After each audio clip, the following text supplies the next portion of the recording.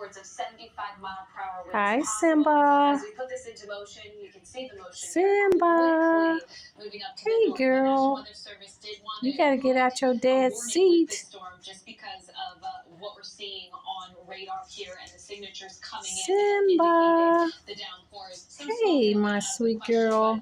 As I'm talking, it's continuing to move out over the lake. That's just how fast these storms are moving. She got in your spot. These are actual. She must be comfortable in that spot. Showing winds up to Simba.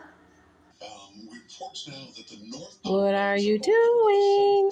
lanes are still closed. And I believe that's an area that there have been troubles in the past. It's kind of a flood-prone area. I guess you and Dad gonna share that spot, huh? That is not good for us here in Chicago. A couple of other wind gusts. We've seen some 60, 65, and a lot of 50 mile per hour wind gusts here over the last several minutes. 71 mile